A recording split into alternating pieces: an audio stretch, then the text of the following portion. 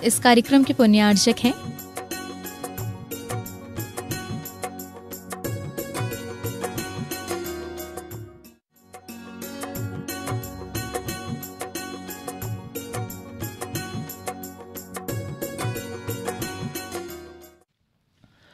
जब भी हम अपनी आत्मा के लिए कुछ ऐसी भावना करेंगे कि मेरा हित हो, हे भगवान मेरा कल्याण हो, मुझे सत राह मिले, मैं अपने आप को इस संसार के दुखों से पापों से बचा पाऊं, तो ये सब भावना आपको पहले अशुभ से शुभ में लाएगी। शुभ का मतलब होता है जो हमें पवित्र बना रहा है। आचार्य पूज्यपाद महाराज ने इस शुभ को कहा कि जो शुभ है वह शुभ उपयोग ही हमारे लिए शुभ योग का कारण बनता है, और शुभ योग और उपयोग मिलकर के ही हमारे लिए पुण्य संचय कराते हैं, और वह पुण्य ही हमारी आत्मा को पवित्र बनाता है। क्या कहा? पुण्य ही हमारी आत्मा को पवित्र बनाता है। आचार्य कहते हैं कि जो पाप है, जो अशुभ है, उससे तो बचना, और जो पुण्य है, जो शुभ है, उसमें तुम लगना। समझ आ रहा है? ये बात कहने के लिए भी लोग अब डरने लगे हैं। अशुभ से बचना और शुभ में लगना, ऐसा कहने में अब स्वाध्यायी लोगों को थोड़ा सा हिचकिचाहट होती है। लोगों को अब डर लगने लगा है, क्योंकि उन्होंने बहुत बड़ी बड़ी बातें सुन रखी हैं। पुण्य पाप दोनों बंध के कारण हैं, शुभ अशुभ सब कुछ जो है हमारी आत्मा के लिए संसार में डुबोने वाला है। ऐसा कह कह करके लोगों ने शुभ पर भी ध्यान देना बंद कर दिया है। समझ आ रहा है? लेकिन आप उतना ही ऊंचा उड़े जितना आपकी गाड़ी में शक्ति है और जितना आपके पास में तेल है। समझ आ रहा है? हम उतनी ही उड़ान भर सकते हैं जितना हमारे पास में योग्यता है, और उस योग्यता को बनाए रखने के लिए ये जरूरी होता है कि हम अशुभ से पहले बचें, तो हमारी योग्यता बनी रहेगी।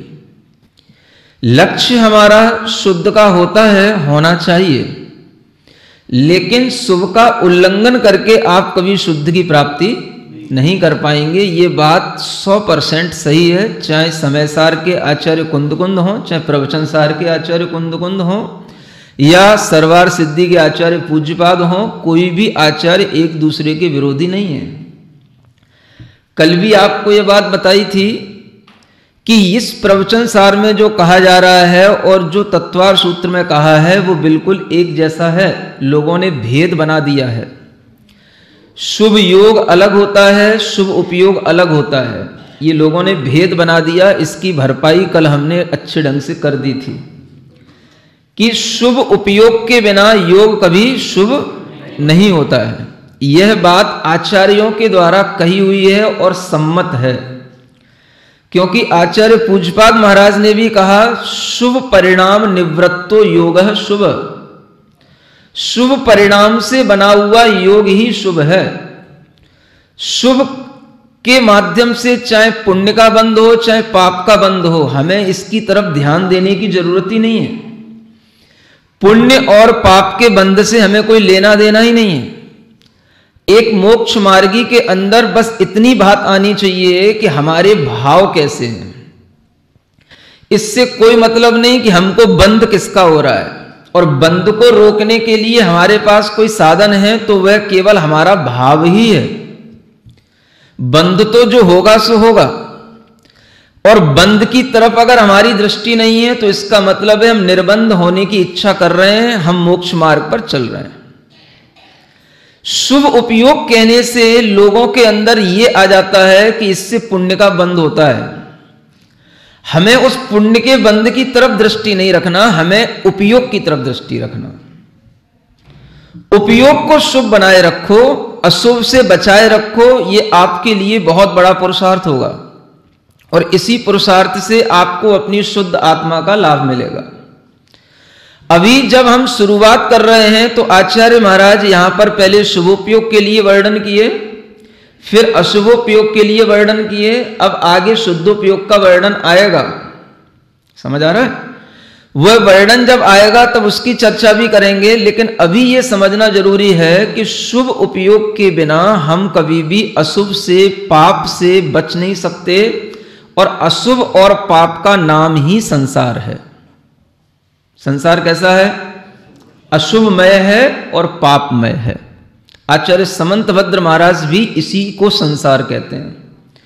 जब श्रावक के लिए सामायिक की भावना करने के लिए कहा तो आचार्य समंतभद्र महाराज कहते हैं अशरण मशुभ मनित्यम दुख मनात् माव सामी भवम मोक्षस्तद विपरीतात मेति ध्यायन्तु सामायिके। देखो, सामायिक में भी वो आचार्य कहते हैं कि तुम कुछ और मत ध्यान करो और चिंतन कुछ मत करो। क्या चिंतन करो? संसार अशरण है, अनित्य है और अशुभ है, और मोक्ष शरणभूत है, नित्य है और शुभ है। समझ आ रहा? संसार क्या है? अशुभ है। जो संसार है वो अशुभ है, और संसार में अशुभता कहां से आती है? तो संसार का मतलब 5 पापों में लिप्त रहने का नाम ही संसार है। जो हिंसा, झूठ, चोरी, कुशील और परिग्रह, इन 5 पापों में हमेशा जो वृत्ति बनी हुई है, इसी का नाम संसार है। और यही संसार हमारे लिए अशुभ है, यानी ये अशुभ भाव ही हमारे लिए संसार हैं। और जैसे ही हम इन अशुभ भावों को छोड़ते हैं, समझ लो हमने संसार छोड़ लिया। अशुभ भावों से हटकर के जैसे ही हम शुभ भाव में आए, शुभ उपयोग की परिणति बनेगी, हम संसार से ऊपर उठ गए। एक व्रती भी, सम्यक दृष्टि श्रावक भी सामायिक में इसी प्रकार का चिंतन करता है कि संसार अशुभ है, मोक्ष शुभ है। अशुभ को वह पापमय मानता है और शुभ को वह पुण्यमय, मंगलमय मानता है। मोक्ष क्या है? शुभ है, मंगलमय है, पुण्यमय है। समझ आ रहा है? पापमय नहीं है मोक्ष। मोक्ष क्या है? हाँ, शुभमय है। जो शुभ है वो पुण्यमय है। पुण्य की व्याख्याएं हम लोगों ने इतनी गलत कर रखी हैं कि पुण्य कहते ही लोगों को उल्टी सी होती है आजकल। समझ आ रहा है? पुण्य कहते ही उससे विरक्ति होती है आजकल। जबकि आचार्य कहते हैं पुनाति आत्मानम इति पुण्यम। जो हमारी आत्मा को पुनाति माने पवित्र करता है, उसका नाम पुण्य है। और जो हमारी आत्मा की पुण्य से रक्षा करता है, उसका नाम पाप है। किससे रक्षा करता है? पुण्य से जो हमें बचाए, पुण्य से जो हमारी रक्षा कर रहा है, पुण्य होने नहीं दे रहा है, उसका नाम पाप है। तो जब आचार्य कहते हैं कि जीव अगर संसार में है तो उसके लिए सबसे पहले कुछ करने योग्य है, तो वह यह है कि वह पाप को छोड़े, अशुभ को छोड़े। शुभ में प्रवृत्ति करेगा तो शुभ में प्रवृत्ति करने से उसको कोई दिक्कत नहीं है। पुण्य बंध से डरने की कोई दिक्कत नहीं है। पुण्य बंध कभी संसार का कारण नहीं है। अगर आपका दिमाग केवल इस बात पे लगा हुआ है कि हमें पुण्य और पाप बंध से भी कोई मतलब नहीं, हमें तो अशुभ से बचना है और शुभ भाव में लगना है।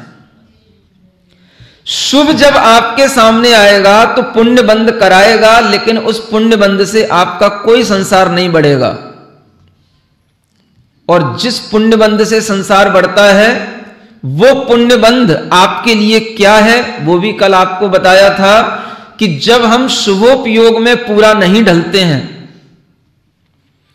अशुभोपयोग में रहते हैं और क्रियाएं शुभ की करते हैं, इच्छाएं हम अपने संसार की बनाए रखते हैं, तो वह पुण्य जो हमारे अंदर आता है वो पुण्य संसार का कारण होता है।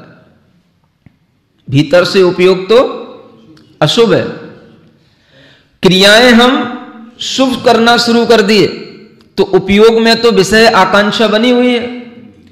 उसके कारण से उसके अंदर जो भावना आएगी, जो क्रियाएं करके जो वह अपने अंदर धर्म अर्जित करेगा, तो उससे वह विषय भोग की इच्छा रखेगा।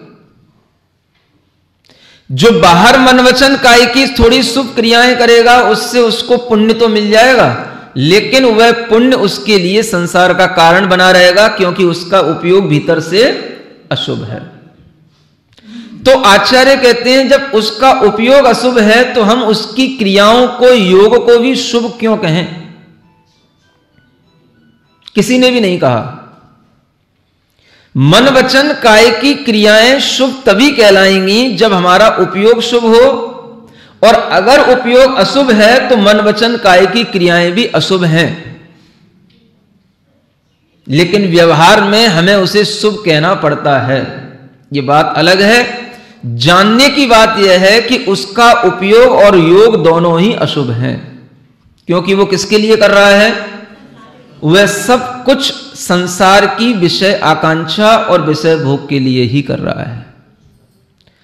अशुभ उपयोग की परिणति आत्मा के साथ जुड़ी हुई है, और आत्मा का वह परिणाम जो अशुभ के साथ जुड़ा हुआ है। आप देखो इसमें क्या लिखा हुआ है। आचार्य कुंद देव कहते हैं कि ये अशुभ परिणाम हैं। कौन कौन से? विषय कसाओ गाढ़ो, विषय और कसायों की गाढ़ता होना। विषय माने 5 इंद्रियों के विषय। गाढ़े का मतलब जानते हो? गाढ़ा गाढ़ा, डाइल्यूट नहीं होना, अच्छा डेंस होना, विषयों में भी अच्छी डेंसिटी होना और कसायों में भी अच्छी डेंसिटी होना। समझ आ रहा है? वह जब उसमें गाढ़ता रहेगी तो उस गाढ़ता के कारण से उसके उपयोग में कभी भी शुभता नहीं आएगी, उसका उपयोग कभी भी पुण्य का संचय भी नहीं कर पाएगा, उसके उपयोग में कभी पवित्रता आएगी ही नहीं। आप मंदिर आए और मंदिर में आकर के आपने पूजन भी किया, अभिषेक भी किया, और आप सब करने के बाद में अपने घर पर गए और आप उसी तरीके से जैसे पहले आपके अंदर विषयों की गाढ़ता थी, उसी गाढ़ता के साथ में आप पुनः जाकर के अपने घर में ला करके लग गए। जैसी कसाय आपकी मंदिर आने से पहले थी, वैसी कसाई की गाढ़ता आपकी मंदिर जाने के बाद बनी रही। जैसा गुस्सा आपको मंदिर जाने से पहले आता था, मंदिर में जाने के बाद, घर पर पहुंचने के बाद भी आपके पास वैसा ही गुस्सा बना रहा। जैसी आपको भोजन में लिप्सा मंदिर जाने से पहले थी, मंदिर जाने के बाद भी आपकी वैसी ही बनी हुई है। आपने कहा हम मंदिर होकर के आए, धर्म करके आए, यहां देखो क्या करके आए। विषय कसाओ गाढ़ो। जब विषय और कसायों की गाढ़ता बनी हुई है, उसमें कोई कमी नहीं आ रही है, तो आप कैसे कह सकोगे कि हमने धर्म कर लिया? धर्म का मतलब शुभोपयोग है, यहां से धर्म शुरू होता है। अशुभोपयोग में धर्म है ही नहीं। ये सब चीजें हमारी ऊपर ऊपर की हैं, और इन्हें भी करके हम इतना समझने लग जाते हैं कि हम जैसे कितना कर रहे हैं। समझ आ रहा है? दिल्ली के लिए तो यही बहुत बड़ी बात है कि लोग घर से निकल के मंदिर आ जाएं। हाँ, और खास तौर से मॉडल टाउन के एरिया के लिए। हाँ, क्योंकि यहां की मॉडर्निटी एक अलग टाइप की है। मैंने पूरी दिल्ली में भ्रमण किया है और प्रवास भी किया है, लेकिन जो मॉडल टाउन में मॉडर्निटी देखने को मिल रही है, वो शायद ना तो उधर यमुना पार में है और ना इधर इतनी ज्यादा रोहिणी में है जितनी यहां पे दिखाई दे रही है। समझ आ रहा है? क्यों है? क्योंकि यहां पर लोगों ने उस तरीके का एक भाव बना रखा है, एक स्टैंडर्ड बना रखा है, और हम समझते हैं जैसे आजकल फ्लैट कॉलोनियों में बिकते हैं तो उन कॉलोनियों की अपनी एक वैल्यू होती है। लोग वहां जाकर के रुकते हैं जहां पर फ्लैटों की कीमत चौगनी हो, तो वहां पता पड़ता है कि हाँ भाई ये अलग टाइप का पॉश एरिया है और यहां पर बॉस लोग रहते हैं। समझ आ रहा है? तो ऐसे एरिया में पहुंचने के बाद में लोगों की थिंकिंग भी वैसी ही होने लग जाती है। एक एरिया मैंने और सुन रखा है, अभी मैं वहां गया नहीं हूं, साउथ डलही का एरिया, ग्रीन पार्क का। समझ आ रहा है? वो भी कुछ ऐसा ही है। हाँ, तो यहां के लोग जब इस तरीके से अपनी बसाहट कर लेते हैं कि अपने इन एरिया में बस गए, ऐसे फ्लैटों में रहने लगे और इस तरीके की उन्होंने अपनी एक मानसिकता बना ली कि हाँ भाई हम इस प्रकार के लोगों के साथ रह रहे हैं, तो अब वो नॉर्मली ढंग से बिहेव नहीं करते। अब वो बस वही 8 बजे उठना, 9 बजे तक टहलते रहना, 10 बजे तक जो है ब्रश करते रहना, है ना, मंदिर आना जाना तो कोई मतलब ही नहीं है। ऐसी एक कल्चर जो है अपने आप यहां पैदा होने लग जाती है, और वो हो चुकी है, और मैं देख रहा हूं, महसूस कर रहा हूं। समझ आ रहा है? अब इस कल्चर को चेंज करने के लिए सबकी मानसिकताएं बदलने की होनी चाहिए, तब वो कल्चर चेंज होती है। घर में से पत्नी धर्म सुनने आई तो उसके मन में तो कुछ फर्क पड़ता है, लेकिन पति धर्म नहीं सुन रहा है जो घर में बैठा है। वो यहां से जाकर के कुछ भी वहां पर चेंज करने का प्रयास करती है तो उसके ऊपर उल्टा रिएक्शन होता है। समझ आ रहा है? ये एक प्रॉब्लम होती है। बच्चों के साथ भी वही प्रॉब्लम होती है, क्योंकि जब तक सबके दिमाग एक जैसे ना हो, सबके विचार एक जैसे ना हो, हम कुछ भी चेंज कर नहीं सकते। किसी का पति प्रवचन सुनने आता है तो पति के मन में भाव आ जाता है, पत्नी के पास जाकर के कहता है कि मैं व्रत लेकर के आ गया हूं। पत्नी कहती है तुम मुझे परेशानी करते रहोगे जिंदगी भर,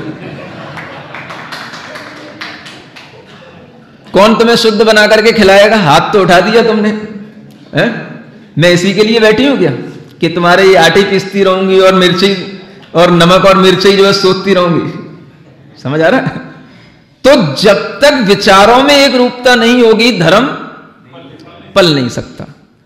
और इसी के कारण से ये विसंगतियां सामने आती हैं, तो लोग जो है थोड़ा सा भी कुछ अच्छा अपने मन में करने का भाव करते हैं, घर पे जाकर के देखते हैं तो वहां क्लेश होने लग जाता है। ये एक वास्तविकता है, क्योंकि एक व्यक्ति पड़ा है विषय कसाओ गाढ़ो, एक इतनी गाढ़ता में पड़ा है कि कुछ काम नहीं भी है तो भी चल घूमने चल। समझ आ रहा है? और घूमने चलना है तो कहीं ऐसी वैसी जगह पे नहीं कि भाई चलो महावीर जी चले जाएं कि तिजारा जी चले जाएं। घूमने चलना है तो ये तो इन जगहों पे घूमने के लिए तो वो लोग जाते हैं जिनके पास 5 स्टार के पैसे नहीं होते हैं। समझ आ रहा है? हाँ, तो घूमने चलना है तो कहां चलना है? या तो अच्छी अच्छी होटलों में चलो, और या फिर जो है यूएस और सिंगापुर चलो। तो जब ऐसी जगहों पर जाकर के उन विषय कसायों की पूर्ति की जाती है तो आदमी कभी भी अपने उपयोग को शुभ बना ही नहीं सकता है। पैसा मिल रहा है, पैसा कमा रहा है, अधर्म से ही आ रहा है और अधर्म में ही जा रहा है। आत्मा का अहित पैसा कमाते हुए भी हो रहा है, पैसे का उपयोग करते हुए भी हो रहा है, उसको कुछ पता नहीं है अगली पर्याय में कहां जाएगा, ये तो उसने सुना ही नहीं है। क्योंकि ये बात तो आचार्य पहले कह चुके हैं, अशुभ उपयोग का फल क्या मिलता है? तो अगली पर्याय में वह त्रियंश बनता है, कुनर बनता है, दरिद्री बनता है और नारकी भी बन जाता है। ये सब परिणतियां किसके कारण से होती हैं? ये इसी विषय कसाई की गाढ़ता के कारण से होती हैं। कितनी विषय कसाई की गाढ़ता कि एक जमाना होता था जब हर व्यक्ति घर का, मैं उसी जमाने की बात कर रहा हूं जिस जमाने को मैंने देखा है, चौथे काल की बात नहीं कर रहा हूं। समझ आ रहा है? और जिस जमाने को हमने देखा है तो आपने भी देखा ही होगा, क्योंकि हमसे ज्यादा उम्र आपकी है। समझ आ रहा है? मैं जिस जमाने की बात कर रहा हूं कि उस जमाने में भी चाहे भले ही वो कैसा भी एरिया हो, समझ आ रहा है, यूपी बिहार बदनाम है कहने को, लेकिन फिर भी उस समय पर भी घर में इतना संस्कार रहता था, इतनी प्रभावना धर्म की घरों में रहती थी कि घर का हर व्यक्ति पहले मंदिर जाता था, उसके बाद में भोजन करता था। यह बिल्कुल एक नियम रहता था घर के अंदर का। कोई भी व्यक्ति मंदिर जाए बिना नाश्ता तो कर लेगा लेकिन भोजन नहीं करेगा। समझ आ रहा है? और अगर वो घर में ऐसा कुछ करता हुआ देखता था तो घर के ही लोग उससे कहते थे कैसा राक्षस है, कैसा एक मलेच्छ तो क्या बोलते हैं शब्द वहां पे, दलिद्री है, दलिद्दर। समझ आ रहा है ना? ऐसा बोलते हैं।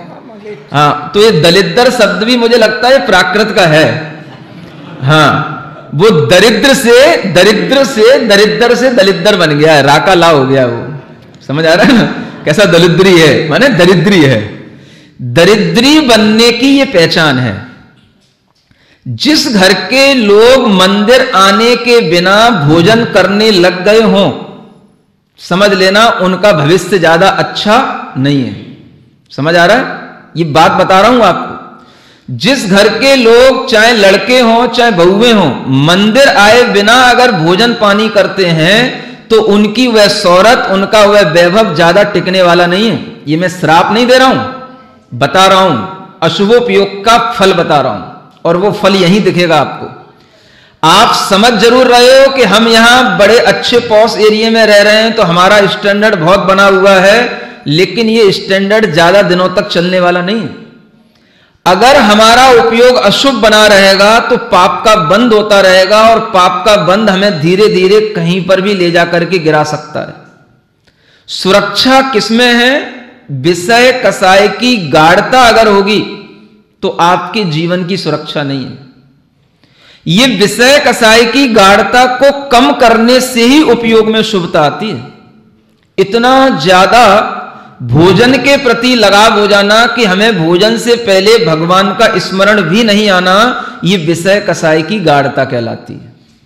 जिसके अंदर विषय कसाय की कमी होगी वो कहेगा मैंने अभी मंदिर नहीं किया, मैं अभी आ रहा हूं, भले ही भोजन तैयार है, 2 मिनट रुको, मैं अभी मंदिर में भगवान के दर्शन करके आता हूं। दर्शन करके आने के बाद में भोजन करेगा। ये उसके जैनत्व का निर्वाह है। इसीलिए कहा था कि पहले जैन का सबसे पहला धर्म क्या? तो कम से कम देव दर्शन करना, और ये होता था। समझ आ रहा है? अगर आपने अपने घरों में इस तरीके का नियम नहीं बना रखा है और आज आपका घर आपके कंट्रोल में नहीं है, तो अब ये आपकी गलती है। मैं तो आपकी गलती कहूंगा, बड़ों की गलती कहूंगा। अगर बड़े इस बात के लिए शुरू से ही अलर्ट रहें तो घर का हर बच्चे के अंदर यह संस्कार पड़ सकता है कि वो भोजन करने से पहले आपसे कहे आज मैं मंदिर नहीं गया, मैं अभी मंदिर करके आता हूं, उसके बाद भोजन करूंगा। ये भावना हर के अंदर आनी चाहिए, तभी जाकर के हमारे उपयोग में कुछ शुभता आती है, विषय कसाय में कुछ कमी आती है। ये बहुत अच्छी बात कही जा रही यहां पर। विषय कसाय की गाढ़ता अशुभोपयोग का लक्षण है। ये लक्षण बताए जा रहे हैं, और ये लक्षण अशुभोपयोग के ही हैं, शुभोपयोग के नहीं होने चाहिए, होंगे भी नहीं, क्योंकि ये लक्षण अव्याप्ति और अतिव्याप्ति दोष से रहित हैं। शुभोपयोग में ही घटित होंगे। अगर ये लक्षण अशुभोपयोग का अशुभोपयोग में दिखाई देगा, शुभोपयोग का शुभोपयोग में दिखाई देगा, अशुभोपयोग का लक्षण अगर शुभोपयोग में दिखाई दे तो समझना कि ये शुभोपयोग नहीं है।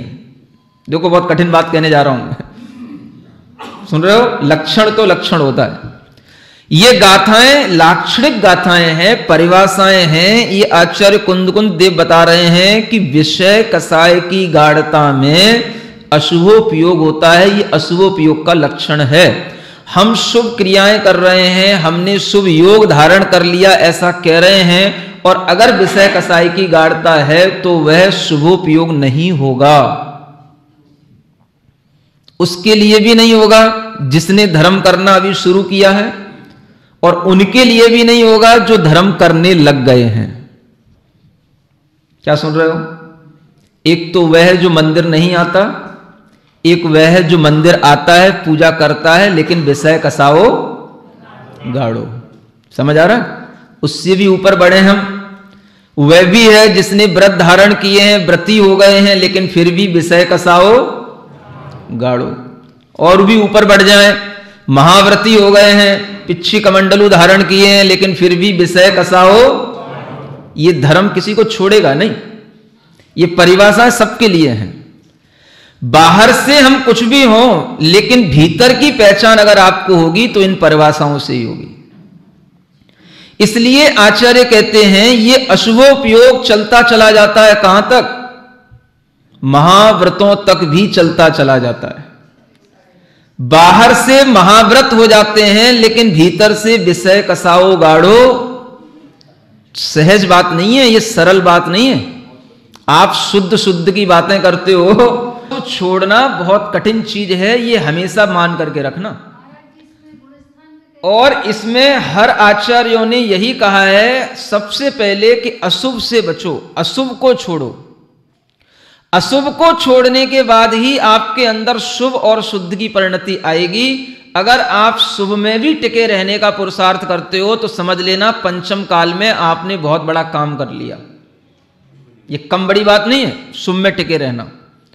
जो व्यक्ति अशुभ की इच्छा के बिना शुभ में टिकेगा, जिसका उपयोग शुभ होगा, वह शुद्ध में नियम से पहुंचेगा। उसको कोई नहीं रोक सकता शुद्ध में पहुंचने के लिए, क्योंकि जिसके पास में विषय कसाएं छूट गईं, जो जाणादि जड़िंदे पेक्षदि सिद्धे तहेव अणगारे, जो अरिहंत सिद्ध और अनगारों पे अपनी दृष्टि लगाए हुए है, विषय कसायों पे दृष्टि जिसकी नहीं है, उसके लिए शुद्धोपयोग कितनी दूर है, क्या दूर है उसके लिए शुद्ध। जिसकी दृष्टि शुद्ध पे लगी हुई है तो शुद्ध से क्यों नहीं मिलेगा। ये हमने चीजों को इतना कॉम्प्लिकेटेड बना रखा है कि शुद्ध को प्राप्त करने के लिए शुभ छोड़ना, ये बिल्कुल उल्टा ज्ञान है और ये बिल्कुल उल्टा अध्यात्म है। कभी भी ऐसा नहीं होता। अशुभ को छोड़ने करके शुभ को ग्रहण करना, और शुभ को जो व्यक्ति बिना अशुभ की इच्छा के ग्रहण करेगा, विषय कसाई की गाढ़ता के बिना ग्रहण करेगा, वो नियम से शुद्ध होता ही चला जाएगा। शुभ से ही शुद्ध हुआ जाता है। ये प्रोसेस है। शुद्ध पहुंचने के लिए, शुद्ध बनने के लिए, वहां तक जाने के लिए आपको इस शुभ को ही बढ़ाते जाना पड़ेगा।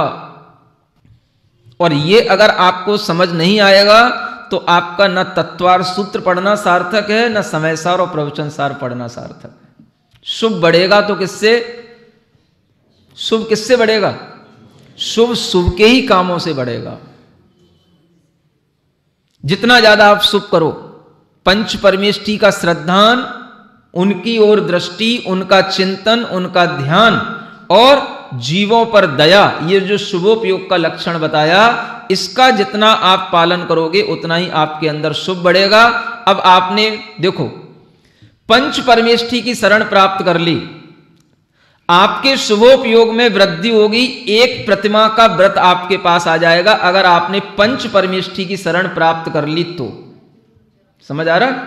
शुभोपयोग की वृद्धि हुई, चौथे गुणस्थान से पांचवा गुणस्थान जाएगा, उसके लिए पंचक गुरु पंचक शरण रहे हैं।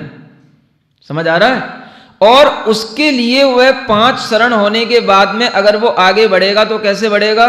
जीवेव साणुकंपो, अगर जीवों में दया भाव होगी तो वह त्रस हिंसा का त्याग करेगा और अपने अंदर वह उन 12 व्रतों को धारण करेगा, तो वह अनुकंपा के साथ ही आगे बढ़ रहा है, उसका शुभोपयोग आगे बढ़ेगा। 5वें गुणस्थान के व्रतों को धारण करेगा, 2 प्रतिमा धारण करेगा, तो उसके अंदर यह दया का भाव और वृद्धिंगत हुआ। इसी का नाम है शुभोपयोग बढ़ा। समझ आ रहा? नई छेड़ाला पढ़ना। कौन सी छेड़ाला? नई। नई का मतलब भी अभी लोग समझ नहीं पाते हैं। लोग ये समझते हैं कि कोई नई व्याख्या कर दी है महाराज ने, इसलिए उसको नई छेड़ाला कहते हैं। वो नई व्याख्या नहीं है, वो पूरी छेड़ाला ही नई है। और उसको आप पढ़ना, उसमें एक पंक्ति दी है कि शुभ उपयोग बढ़े व्रत से। शुभ उपयोग किससे बढ़ेगा? व्रत से बढ़ेगा। जितना ज्यादा आप विरक्त होंगे, व्रत को धारण करेंगे, अशुभ से बचेंगे, उतना ही आपका शुभोपयोग और आगे बढ़ता चला जाएगा। चौथे गुणस्थान से 5वें गुणस्थान में, 6वें 7वें गुणस्थान में शुभोपयोग की वृद्धि कैसे होगी? जो शुभोपयोग की परिभाषा दी है उसी में गाढ़ता आती चली जाएगी। आप देख लो, जो श्रद्धान पंच परमेष्ठी का श्रावक का होगा उससे ज्यादा मुनि महाराज का होगा। जो दया श्रावक के अंदर होगी उससे ज्यादा मुनि महाराज के अंदर होगी। ये शुभोपयोग का लक्षण है, ये बढ़ता चला जाएगा। और अगर ये नहीं बढ़ रहा है तो फिर अंतरंग में अशुभोपयोग बना हुआ है।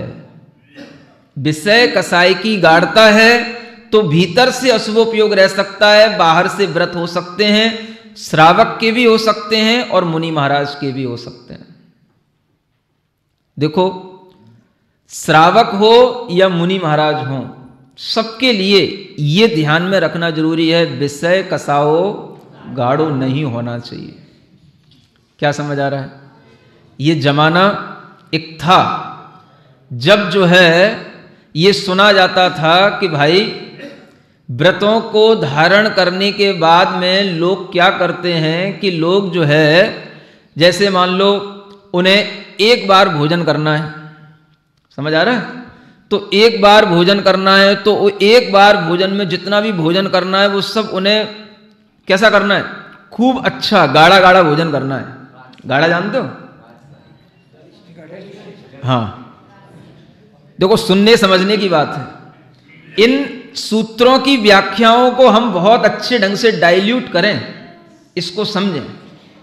विषय कसाओ गाढ़ो नहीं होना चाहिए मतलब क्या? हम अगर व्रती बने हैं, एक बार हमें भोजन करना है, तो एक बार भोजन का मतलब ये नहीं है कि हम गाढ़ा गाढ़ा, क्या समझ आ रहा है? हाँ, तू तो दूध पी, मेरे को रबड़ी दे, मलाई मुझे दे, दूध तू दे, क्योंकि तुझे तो दिन भर खाना है, मुझे तो एक ही बार खाना है। समझ आ रहा है?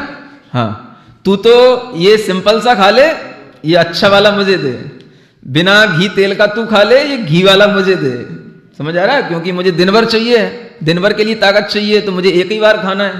तू गलन का पानी पी। समझ आ रहा है?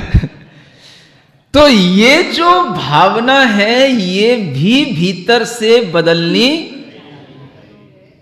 चाहिए। क्या बदल ही जाएगी अगर उपयोग शुभ होगा तो। क्यों नहीं बदलेगी? विषय कसाय की गाढ़ता अगर पहली जैसी बनी रही तो उपयोग में शुभता आई कहां?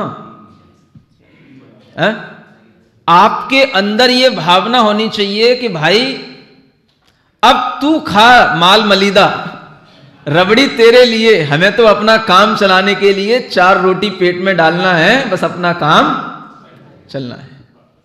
समझ आ रहा है?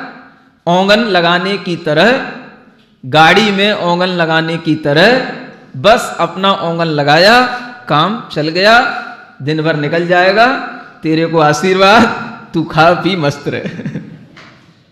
नहीं समझ आ रहा है? व्रती के मन के अंदर की भावना ऐसी होनी चाहिए, है ना? व्रती बनने के बाद में देखो नीरस और सरस की बात नहीं, गाढ़ता की बात है। नीरस सरस की बात नहीं है, गरम ठंडे की बात नहीं, गाढ़ता की बात है। गाढ़ता देखो हमारी किस विषय में कितनी गाढ़ता है, समझ आ रहा है? ऐसे ऐसे लोग भी हमने देखे हैं कि एक गिलास अगर दूध होता है तो उसमें आधा, जो इतनी कटोरी होती है ना, आधा कटोरी उसमें बूरा डाल के दूध पीते हो। समझ आ रहा है ना? ऐसे ऐसे लोग हैं। थे, उनकी समाधि हो गई, बात अलग है, अभी भी होंगे, होते हैं। इसका नाम है गाढ़ता। सरस से मतलब नहीं है। अगर आपके लिए थोड़े से हल्के से काम चलता है, आपकी रुचि बन जाती है, तो वो कोई गाढ़ता नहीं है। गाढ़ता का भाव समझो। गाढ़ता का मतलब क्या? हमें दूध अच्छा नहीं लग रहा है, हमें तो रबड़ी ही चाहिए, और जो है उसमें अच्छा रबड़ी है तो बिना बूरे की नहीं होनी चाहिए, अच्छा खासा उसमें डला होना चाहिए, जितनी रबड़ी उतना ही बूरा। समझ आ रहा है? फिर पिस्ता अलग, बादाम अलग, चिरौंजी अलग, इलायची अलग। समझ आ रहा है? देखो गाढ़ता का मतलब है किसी भी पदार्थ के प्रति अत्यंत आसक्ति, जिसके बिना हमारा काम चल सकता है लेकिन हम उसे छोड़ने को तैयार नहीं है। ये गाढ़ता की पहचान हमें खुद अपने उपयोग में करनी पड़ेगी। देखो पूर्व जन्म के संस्कार तो सभी के बड़े हैं। आहार संज्ञा के भी पूर्व जन्म के संस्कार हैं, मैथुन संज्ञा के भी पूर्व जन्म के संस्कार हैं, परिग्रह संज्ञा के भी पूर्व जन्म के संस्कार हैं। आखिर संस्कारों को ही तो तोड़ना है, संस्कारों को हम बनाए रखेंगे क्या? है? व्रतों का मतलब क्या है? विरति। तो जिस चीज में हमारी रति थी उससे हटना, इसका नाम विरति। और विरतिर व्रतम, विरति को ही तो व्रत कहा है। विरक्ति नहीं है तो फिर व्रत क्या? विरति का मतलब ही है कि रति का अभाव, रति उसमें कम हो रही है। थी तो थी, ऐसा तो कोई देवता है नहीं है कि जो आया हो, जन्म लिया हो इस पंचम काल में और उसमें रति ना हो। रति तो सब में रहती है, लेकिन उस रति को बुद्धिपूर्वक जो तोड़ रहा है उसका नाम विरति है, और उसी विरति से उसका व्रत बनता है। इसीलिए तो पुरुषार्थ है। आत्मा की शुभता केवल बाहरी क्रियाकलापों से और केवल बाहरी इन नियम और बातों से नहीं होती। आत्मा की शुद्धता और शुभता इन भाषाओं से समझ में आती है जिसमें यह लिखा हुआ है कि विषय कसाय की गाढ़ता नहीं होना चाहिए, ये अशुभोपयोग है। समझ आ रहा है? कई लोगों के लिए ऐसा लोग कहते थे, आजकल तो लोग थोड़ा समझदार हो गए हैं, व्रती लोग भी समझदार हो गए हैं, वैसा नहीं करते हैं, लेकिन पहले के लोगों के अंदर ये टेंडेंसी देखी जाती थी। समझ आ रहा है? आज भी उसका अभाव है ऐसा नहीं कह सकता हूं, है, आज भी है, लेकिन ये चीज ध्यान रखने योग्य है। व्रती होने का मतलब हमारे अंदर किसी भी चीज का कोई भी आसक्ति का भाव नहीं, और किसी भी चीज को हम स्टैंडर्ड ना बनाएं। क्या समझ आ रहा है? हमें तो ऐसा ही लगता है, हमें तो ऐसा ही चाहिए पड़ता है, इसके बिना अपना काम नहीं चलता है। ये बात व्रती के अंदर कम हो जानी चाहिए, है ना? व्रती में भावना क्या आती है? काम चलाऊ। करना क्या है इससे? जब हमने इतना परिग्रह छोड़ा, इतना आरंभ छोड़ा, तो इस परिग्रह को अब हम और किसको संभाल के रखेंगे? जिससे अपना काम चल गया, बस वो अपना काम हो गया। इतना निर्मल भाव रहेगा तो विषय कसाय की गाढ़ता में कमी आती है, तब जो है वो शुभोपयोग के साथ वह चलता रहता है। नहीं तो विषय कसाय का मतलब ही है राग की भीतर अधिकता बनी हुई है। कसाय आ गई ना, और कसाय दिखेगी कैसे? तो विषयों की आसक्ति के माध्यम से दिखेगी। इसलिए राग कहो, कसाय कहो, विषयों की आसक्ति कहो, ये सब चीजें एक जैसी ही हैं, क्योंकि भीतर जो चल रहा है वही बाहर निकल रहा है। राग भीतर है, वही कसाय पैदा कर रहा है, वही कसाय हमें इंद्रिय के विषयों की लोलुपता बढ़ा रही है। तो जो व्यक्ति जितना ज्यादा आसक्त है वह उतना ही अशुभ में पड़ा है। समझ आ रहा है? घर में लोगों में इतनी आसक्ति पड़ी है कि मंदिर भी जाने का भाव नहीं हो रहा है। अत्यंत अशुभोपयोग है वो। समझ आ रहा है? भले ही वो कुछ नहीं दिख रहा है, ऊपर से साफ सुथरा अच्छा बिहेव कर रहा है, दया भाव है, क्षमा भाव है, भिखारियों को दान दे रहा है, सब कर रहा है, लेकिन विषय कसाओ गाढ़ो। समझ आ रहा है? हाँ, अगर स्कूटी खड़ी है नीचे तो स्कूटी पे बैठ करके भी मंदिर नहीं आएगा, उसे आना है अपनी कार में तो कार में ही आएगा। ये स्टैंडर्ड है। घर से निकलूंगा तो अपनी कार में ही बैठूंगा, स्कूटी पे नहीं बैठूंगा। समझ आ रहा है ना? स्कूटी तो उनके लिए जो अपने वर्कर हैं उनके लिए। समझ आ रहा है? ये स्टैंडर्ड है। विषय कसाय की गाढ़ता अपने मन में खुद लगाओ। हम तुम्हारे घर में घुस के उसकी व्याख्या नहीं करेंगे कि तुम क्या कर रहे हो। ये तो मैं छोटी छोटी एक दो बातें बता रहा हूं।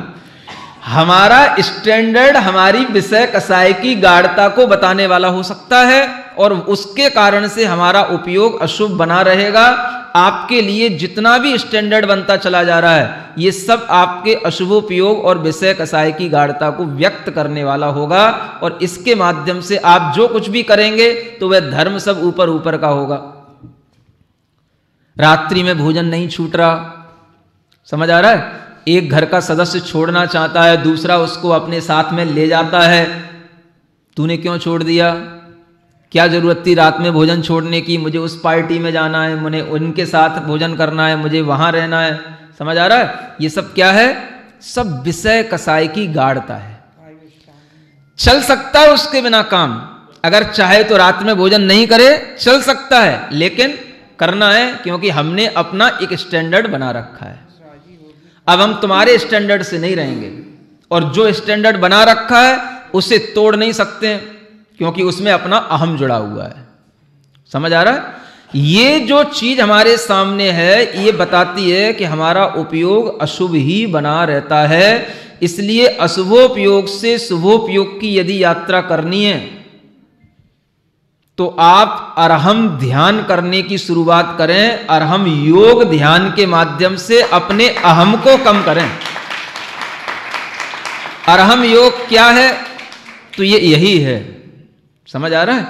ज्ञान से काम नहीं चलता जब तक हम उस ज्ञान को अपने परिणामों की स्थिरता के साथ में परिणामों की विशुद्धि के लिए ढालें नहीं, तो वह ज्ञान कोई काम का नहीं होता।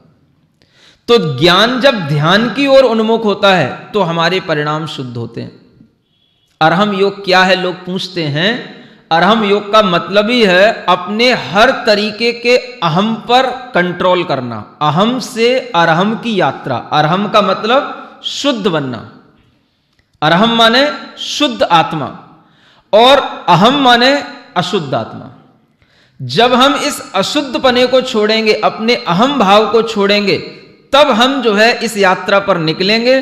तब हम अंतर आत्मा की ओर उन्मुख होंगे। तब हमारी समझ में आएगा कि वास्तव में आत्मा की आवश्यकता कितनी है और मन की आवश्यकता कितनी है। इन दोनों के बीच का डिफरेंस अंतर अप्पा की श्रेणी में आता है। अंतर आत्मा बनने के बाद समझ में आता है। तो ये अभ्यास अरहम योग के माध्यम से इसीलिए कराया जा रहा है कि लोग सब कुछ कर रहे हैं लेकिन अपने ज्ञान को अपने ही उपयोग में नहीं ला रहे, अपने ही ध्यान में नहीं ला रहे हैं, है ना। कोई भी है, व्रत है, संयम है, उसके साथ सामायिक है, वो सब चीजें हमारी बिल्कुल उस शुद्धि के साथ होनी चाहिए जिस शुद्धि की आत्मा के लिए जरूरत है। और वह शुद्धि तब मिलती है जब उस आत्मा को एकाग्रता की प्राप्ति होती है। और एकाग्रता कभी भी इस प्रकार के योग ध्यान के बिना आती नहीं है। इसके सब फायदे मिलते हैं। अगर आप नमोकार मंत्र का उच्चारण, अंतर्नाद, उसके साथ में की हुई मुद्राओं का उपयोग कर रहे हैं तो आपके लिए उससे शारीरिक भी लाभ मिलेंगे, मानसिक लाभ भी मिलेंगे और आत्मिक लाभ भी मिलेंगे। और ये सब मिल रहे हैं लोगों को। ये बात अलग है, जिन्हें शारीरिक लाभ चाहिए वो केवल शारीरिक लाभ के लिए करते हैं। समझ आ रहा है? वो लोग दूसरे हैं जो शारीरिक लाभ के लिए करते हैं। लेकिन अपने संयम को और सुदृढ़ बनाने रखने के लिए भी हमें, जैसे हम शरीर के लिए भोजन देते हैं, वैसे हमें शरीर को 5 मुद्राओं से अभ्यस्त करके अपने शरीर के आलस्य को जीत लेना चाहिए। ये 5 मुद्राएं हमारे शरीर के लिए क्या लाभ देती हैं? आपके शरीर में कभी आलस्य नहीं आ सकता। आपको सामायिक से पहले आलस्य आ रहा हो, ज्ञान स्वाध्याय करने से पहले आलस्य आ रहा हो, आप 5 मुद्राएं लगा करके बैठ जाओ, आलस्य को बता देना कहां गया। खुद महसूस कर लो। आपने भोजन नहीं भी किया हो, थके हुए हो, आप केवल 5 मुद्राएं लगा करके एक कायुस्सर करो, आप देखो कि आपके अंदर कितनी एनर्जी आ रही है। शारीरिक लाभ, मानसिक लाभ, जिनको क्रोध आता है, कसाएं भरी पड़ी हैं, पूजाएं करते करते जिंदगी बीत गई लेकिन अभी तक घर में चिल्लाना नहीं गया। समझ आ रहा है? ऐसे लोगों से घर वाले परेशान हैं। उनके लिए क्या करना? उनके मन को जब तक वह अपना कंट्रोल नहीं करेंगे, जब तक शुद्ध श्वास और उस मन के ऊपर शुद्ध श्वास का प्रभाव नहीं पड़ेगा, तब तक उनके अंदर कभी भी ये क्रोध की कमी होने वाली नहीं है। और जिन लोगों ने किया है उनसे पूछो कि उनकी मेंटेलिटी, उनके बिहेवियर में कितना अंतर आया है। इन चीजों से जो हमें लाभ मिल रहा है, उस लाभ को हम खुद भी लें और दूसरे को भी दें, क्योंकि धर्म स्व पर प्रकाशी ही है। केवल ज्ञानी स्व पर प्रकाशी नहीं है, धर्म ही स्व पर प्रकाशी है। जिस धर्म से हम अपना भी हित करते हैं और दूसरे का भी हित करते हैं, तो यह स्व पर हितकारी प्रक्रिया है अरहम योग की, ध्यान की प्रक्रिया। आप इसके माध्यम से शारीरिक लाभ भी महसूस करेंगे। छोटी छोटी सी बातों में लोग इतनी बड़ी बड़ी बीमारी बना करके बैठे रहते हैं कि जिंदगी भर उन्हीं बीमारियों से उलझे रहते हैं। समझ आ रहा है? कहीं थोड़ा सा घुटनों में दर्द हो गया कि कहीं थोड़ा सा कमर में दर्द हो गया, डॉक्टर ने कह दिया नीचे नहीं बैठना, तो अब वो जिंदगी भर कुर्सी पे ही बैठेंगे। समझ आ रहा है?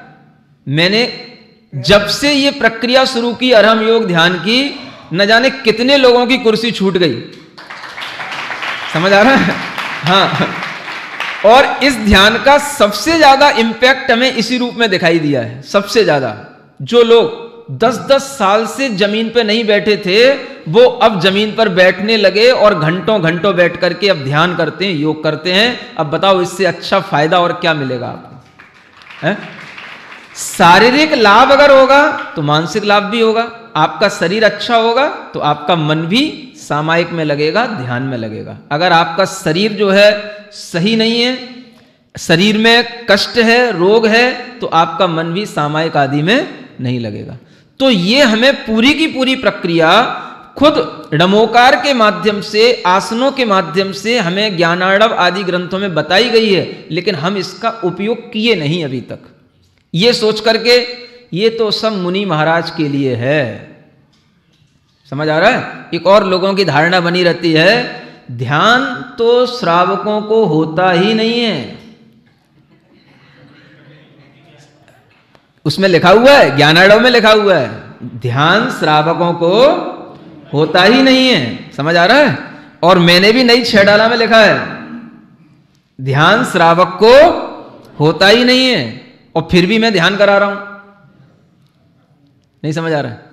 और आप कह रहे हो कि महाराज हमारा ध्यान लग रहा है, फिर क्या हो रहा है? ये विसंगति क्यों?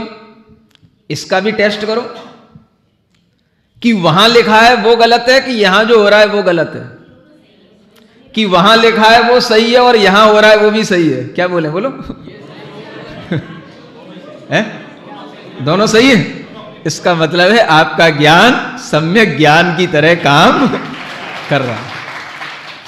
जो ये फितूरी फैला दी गई है कि ध्यान श्रावक के लिए नहीं होता, तो आप ये समझो कौन सा ध्यान नहीं होता?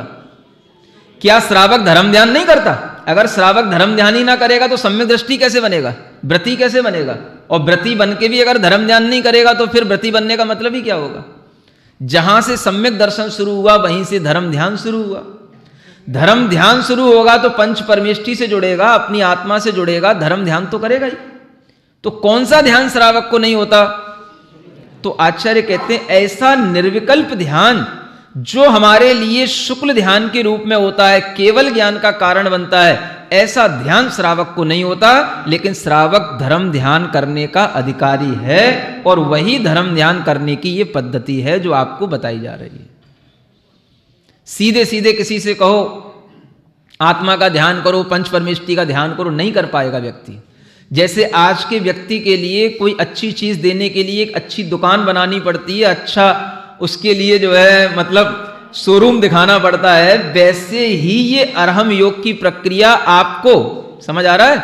आपका मन नमोकार में लगाए रखने के लिए, आपका मन अपनी आत्मा से भिन्न अपने ही शरीर की पहचान कराने के लिए है। और इसकी प्रक्रिया के लिए ये सब बाहर की चीजें भी उसमें जुड़ी हुई हैं। थोड़ा योग भी करो और थोड़ा ध्यान भी करो। केवल यही नहीं कि हम केवल हाथ पैर घुमा करके चले गए और हमने सोच लिया हो गया, तो उसको भी जो है उपयोग में नहीं ला पाए, उससे भी जो फायदा मिलता वो भी फायदा नहीं मिला, और उसके माध्यम से जो हमारी ध्यान में स्थिरता आती, मन निश्चिंत होता, वो भी हमें नहीं मिला। तो हमने उन चीजों को भी बिल्कुल अवॉइड कर दिया कि भाई ये आसन और ये प्राणायाम से कुछ होना धोना नहीं है। जबकि आचार्य कहते हैं ये भी योग के 8 अंग हैं, और जो अंग श्रावक अपनाता है वह अंग वही होते हैं जो मुनि महाराज अपनाते हैं। हम घंटों घंटों एक आसन पर बैठे रहते हैं, समझ आ रहा है? हमें कोई ज्यादा अलग से योग करने की जरूरत नहीं है। क्यों नहीं है? क्योंकि जो व्यक्ति इस स्थिर आसन पर एक बार बैठता है तो उसकी श्वास अपने आप सही चलती है और उसका बैलेंस बिल्कुल मेरुदंड का सही बना रहता है। उसके लिए प्राणायाम अलग से करने की जरूरत नहीं है। लेकिन आप बैठते ही नहीं हो तो आपको प्राणायाम अलग से करने की भी जरूरत पड़ेगी। आपको आसन लगाने की जरूरत पड़ेगी। कब पड़ेगी? मैं अब सामायिक के लिए बैठ रहा हूं, 1 घंटे के लिए, आधा घंटे के लिए इसी आसन में बैठूंगा, ये आपका आसन हो गया। अगर नहीं बन रहा है, दूसरे आसन लगाए जाते हैं, दूसरी चीज तैयार की जाती है। हर चीज की विधा है। लेकिन आज का श्रावक जब भटकने लगा, और हमने ये देखा कि आज के श्रावक इतना भटक रहे हैं कि जैन श्रावक अब जो है दूसरी जगहों पर जा करके ध्यान कर रहे हैं, और हम यहां कहे जा रहे हैं कि हमारे यहां ध्यान है नहीं है। तो ये तो हम अपने साथ बहुत बड़ा अन्याय कर रहे हैं। जबकि पूरा धर्म ध्यानमय है। ज्ञान और ध्यान के साथ ही तीर्थंकरों ने आराधना की है और मुनि महाराज करते हैं, वही श्रावक करे तो और अच्छी बात है। श्रावक भी ज्ञान ध्यान में लगा रहे, क्या दिक्कत है? उसी से ही निर्जरा होनी है, उसी से सब कुछ संवर होना है। तो जितना आप इस प्रक्रिया में लगोगे वह आपकी प्रक्रिया आपके लिए भी हितकारी है और जिसको आप सिखाओगे उसके लिए भी हितकारी है। मैं कहता हूं इस काम को सही ढंग से करने के लिए अपने मन में भाव आना चाहिए कि हम एक तरीके से इस अरहम योग ध्यान के माध्यम से लोगों के अंदर के इस अशुभ परिणति को दूर करने का एक अपने अंदर भाव लाएं और खुद भी अपनी परिणति को दूर करें और दूसरों को भी कराएं। इससे बढ़कर के उपकार आज के समय पे कुछ नहीं हो सकता है, क्योंकि समय जैसा चल रहा है, जैसा बढ़ रहा है, हमें भी उसी तरीके से आगे बढ़ना होगा। समझ आ रहा है? मैं देख रहा हूं जैन समाज के लोग, जैन समाज के बच्चे दूसरी जगहों पर जा करके केवल कैंडल के सामने अपना कंसंट्रेशन करके ध्यान लगा करके आ जाते हैं और हजारों रुपए दे करके आ जाते हैं और कुछ नहीं मिलता है उनको। समझ आ रहा है? वो कहते हैं इनके चरण छुओ तो उनके चरण छूने पड़ते हैं, उनके चरण छुओ तो उनके चरण छूने पड़ते हैं। समझ आ रहा है? आपको अपने पंच परमेष्ठी का भी कुछ पता नहीं। समझ आ रहा है? तो ऐसी इन विसंगतियों में आज इन चीजों की बहुत जरूरत है। इसलिए ये अरहम योग ध्यान के माध्यम से आप समाज के ऊपर बहुत बड़ा उपकार कर सकते हैं और भटकती हुई अपनी पीढ़ी को पुनः इस ओर ला सकते हैं, है ना? ये इसलिए प्रक्रिया है। तो इसके फायदे जो शारीरिक हैं उन्हें तो हम गिनते ही नहीं, लेकिन शारीरिक ही सबसे ज्यादा लोग सुनाते हैं हमें। समझ आ रहा है? हाँ, कि हमें इससे ये लाभ मिल गया, हमें इससे वो लाभ मिल गया। तो ये तो ठीक है, लेकिन अब लाभ मिला है तो अब इससे सामायिक करना सीखो, अच्छे ढंग से नमोकार का ध्यान करना सीखो, तो उससे आपकी जो कर्म की निर्जरा होगी वो अपने आप आपके लिए शुभोपयोग का कारण बनेगी। अशुभोपयोग इसी से कम होता है। जो व्यक्ति आसन लगाएगा, प्राणायाम, ध्यान इत्यादि के माध्यम से अपनी अंदर ये सब गुणों को प्राप्त करेगा, तो आप देखना उसके अंदर विषय कसाय की गाढ़ता कम होती चली जाएगी, क्योंकि उसे ध्यान करने के लिए उतना ही उपयोगी भोजन दिया जाता है जितना उपयोगी होता है। समझ आ रहा है? ज्यादा गरिष्ठ भोजन लेकर के आप ध्यान कर ही नहीं सकते हो। विषय कसाय की गाढ़ता होगी तो आप ध्यान के योग्य हो ही नहीं हो। तो अपने आप श्रावक की कंट्रोलिंग हुई कि नहीं? विषय कसाय की गाढ़ता में कमी आई तो अपने आप जो है उसके अंदर का उपयोग अशुभ से शुभ की ओर जाएगा, ये कहने का मतलब। इसलिए ये गाथाएं बड़ी अच्छी हैं। दुस्सुद दुच्चित्त दुट्ठ गोट्ठी जुदो है। दुश्रुति में हम पड़े हुए हैं। वो ध्यान, ये ध्यान, उन ध्यानों की किताबें, ये ध्यानों की किताबें है। क्या अपने पास ध्यान नहीं है? क्या अपने पास ध्यान की किताबें नहीं है? है? क्या नहीं है? दुश्रुति में पड़े हुए हैं। कैसे हमारा उपयोग शुभ हो? मंदिर आने के भाव छूट गए लोगों के। भाव तो लोगों से कहो मंदिर आओ, बोले क्या करना मंदिर आके? धर्म तो भावों से होता है। एक बात उनने रट ली है, धर्म तो भावों से होता है, मंदिर में आने से क्या धर्म होता है? और भाव हमारे शुद्ध हैं। देखो मंदिर में रोजाना हमारे मम्मी जाती है, पापा जाते हैं, घर में आते हैं, रोजाना गुस्सा करते हैं, और मैं मंदिर नहीं जाता हूं लेकिन फिर भी इनका सब गुस्सा सहन कर रहा हूं। बताओ महाराज, धर्म कौन कर रहा है? अब उसने हमको फंसा दिया। अब बताओ, सही तो कह रहा हूं, धर्म कौन कर रहा है? अब मैं क्या कहूं? बोलो बोलो, तुम ही बताओ, उत्तर दो। मैं बोलो क्या करूं उससे?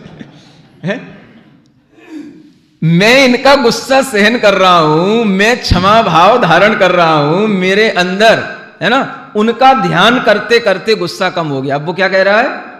उनके ध्यान शिविरों को अटेंड करके, जो अदर लोग हैं उनका ध्यान शिविर अटेंड करके मेरा गुस्सा कम हो गया, तो मेरे अंदर इतना अच्छा भाव है, तो मैं अब मंदिर जाकर के क्या करूंगा? क्या मिलता है मंदिर जाकर के? ये क्वेश्चन है हमारे सामने। समझ आ रहा है? आप लोग पूछते हो अरहम योग की खोज आपने कैसे की? ऐसे की, इसलिए की। समझ आ रहा है? जब ये समस्याएं सामने आती हैं तो समाधान हमें देना पड़ता है, और ये वही समाधान है कि जब आपके सामने इस तरीके की विसंगतियां आ रही हैं तो धर्म तो दोनों ओर से गया। अब वो बात तो सही है, आप मंदिर जा करके गुस्सा कम नहीं कर पा रहे हो। समझ आ रहा है? तो आपका भी धर्म जो होना चाहिए वो नहीं हो रहा, और जो वो दूसरी जगह जा करके जो है वो सीख रहा है तो उसका भी धर्म चला गया, क्योंकि उसकी श्रद्धा उस पर हो गई। 2 ही दिन से गए। क्या समझ आ रहा है? अब क्या करें महाराज? यहां पे मॉडल टाउन चलो, मॉडल टाउन चलो। क्या करें महाराज आके यहाँ पे? किन की सुने, क्या करें? समस्या तो ये, धर्म ना इधर बचा ना उधर बचा। और वास्तव में सही बात है। धर्म का मतलब क्या है? क्षमा धर्म कहा है। गुस्सा कम हो नहीं रहा, विषय कसाई की गाढ़ता कम हो नहीं रही, और हम धर्म का लेवल बढ़ाए ले जा रहे हैं। तो हम ये भी नहीं कह सकते कि ये धर्म, तू धर्म नहीं कर रहा है और ये धर्म कर रहे हैं, क्योंकि वो धर्म की परिभाषा बिगड़ जाएगी अगर हमने ऐसा कह दिया तो। फिर मंदिर में जाने का ही नाम धर्म रह जाएगा, फिर केवल भावों की परिणति सुधारने का नाम धर्म नहीं रह जाएगा। तो ये जो विसंगतियां हैं, ये विसंगतियां तभी दूर होंगी जब हम थोड़ा सा अपने शांत भाव से अपनी अंतरात्मा से मिलेंगे, ध्यान में बैठेंगे, योग के साथ में इस ध्यान की प्रक्रिया को अपनाएंगे, तो ये सब चीजों की भरपाई होगी। दुश्चित्त है ना, दुश्चित्त लोगों के कैसे? जिसका मन अपने आत्म ध्यान में नहीं लगता उसका चित्त दुश्चित्त है, ऐसा कहा गया है। समझ आ रहा है? खोटे विचार हमेशा पड़े रहते हैं दिमाग में, मन कभी भी शांत होकर के बैठता नहीं। जैसे ही सामायिक करने बैठो कि जाप करने बैठो, मन जाने कहां कहां दुष्विचारों में उलझ जाता है। इस प्रकार का मन जो है दुर्मन, और यही दुश्चित्त कहलाता है। अब इसको संभालो। तो कैसे संभालोगे? आप जब अरहम योग की ये जो एक्सरसाइज हैं, जिसे अलग तरीके से कराई जाती हैं, ये करके जब आपके अंदर की श्वास जो है बिल्कुल आपके मन को शांत कर देगी, तो उसके बाद में आपका मन अपने आप ध्यान में लग जाएगा। समझ आ रहा है? आप करके देख लेना। ये करने के बाद जो आपका मन ध्यान में लगेगा तो आपका लग जाएगा, और आप घर में बैठ करके कुछ भी करोगे तो आपका मन एक नमोकार मंत्र की जाप में भी नहीं लगेगा। और यहां आकर के बैठ के करोगे, आपका मन, आप खुद कहते हो कि महाराज हमारा मन कभी नहीं लगता था, अब हमारा मन भी लगने लगा है। तो ये क्या है? ये मानसिक लाभ है। दुश्चित्त सुचित्त बनने लगा। दुष्ट गोष्ठी, अब दुष्ट गोष्ठियां क्या हैं? जहां धर्म का कोई हमें माहौल नहीं मिलता, धर्म की कोई बात सुनने को नहीं मिलती, आत्मा और मोक्ष के श्रद्धांत से ही हम बिगड़ते चले जा रहे हैं। ऐसी जितनी भी गोष्ठियां हैं, ये सब दुष्ट गोष्ठियां मानी जाती हैं, जहां पर केवल जो है विषय कसायों की चर्चा होती है। मोबाइलों पे आप देखो लोग लगे पड़े रहते हैं सुबह से शाम तक। दुष्ट गोष्ठी इसी का नाम है। गोष्ठी का मतलब ये नहीं है कि 4 लोगों को बिठा लो तभी गोष्ठी हो। 4 लोगों से अगर हम मोबाइल पे दिन भर बात करने में उलझे हुए हैं तो वो भी दुष्ट गोष्ठी कर रहे हैं। समझ आ रहा है? मतलब कि जिन चीजों से कोई भी धर्म कहीं से कहीं तक नहीं हो रहा है, और वह केवल हमारी फिजूल में समय व्यर्थ हो रहा है, और फिजूल में हमारे अंदर केवल एक आकुलता पैदा हो रही है, आकुलता ही बढ़ती चली जा रही है। एक से बात करके दूर नहीं हुए, दूसरे की आकुलता पैदा हो गई, दूसरे से दूर नहीं हुए, तीसरे की आकुलता पैदा हो गई, और काम किसी से कुछ भी नहीं निकलना। बस मन लग नहीं रहा, चलो इसको फोन लगाओ, मन लग नहीं रहा, चलो इस वेबसाइट पे आओ, मन लग नहीं रहा, चलो ये गूगल खोलो। समझ आ रहा है? बस इसी में आदमी पड़ा हुआ है। ये सब क्या है? ये सब अशुभोपयोग है। जितना मोबाइल का उपयोग है इंटरनेट के थ्रू विषय कसायों के लिए, वो सब क्या है? ये सब अशुभोपयोग लगा हुआ है, पूरा अशुभोपयोग है। और जब वही चीज बढ़ती चली जाती है तो वह इस तरीके से फूटती है। तो बड़े बड़े केस जब सामने आते हैं, उसने उसका ऐसा मर्डर कर दिया, उसने उसके साथ ऐसा दुर्व्यवहार कर दिया, तो ये सब चीजें इसी उग्रता की पहचान होती हैं। ये दुष्चिंतन, दुष्ट गोष्ठियां जैसे जैसे बढ़ती चली जाएंगी, उग्रता माने प्रचंड क्रोध के कार्य उस व्यक्ति के द्वारा हो जाएंगे, और वह व्यक्ति उन्मग्ग परो माने पंच परमेष्ठी की धारा से हट गया। पंच परमेष्ठी की श्रद्धा विश्वास उसके अंदर नहीं है, वो उन्मार्गगामी है, उन्मार्ग पर चल रहा है, मार्ग पर नहीं चल रहा है। तो जब तक हम अपनी पीढ़ियों को इस उन्मार्ग से हटा करके इस मार्ग पर लाने के लिए विचारशील नहीं होंगे, हमारा धर्म के प्रति जो कर्तव्य है वो पूर्ण नहीं होगा, और हम जो धर्म की रक्षा करने के भाव रखते हैं वो भाव हमारे पूर्ण नहीं होंगे। इसलिए ये अशुभोपयोग के लक्षण बहुत अच्छे हैं। हम कहते हैं शुभोपयोग के लक्षण आपके दिमाग में रहे ना रहे, लेकिन अशुभोपयोग के तो जरूर रहना चाहिए। हाँ, क्योंकि जब हम बुरी चीज को ध्यान में रखते हैं, ये नहीं होना चाहिए, इससे बचना है, तो अच्छा अपने आप आ जाता है। बोलो महावीर भगवान की। इस कार्यक्रम की पुण्यार्चक थी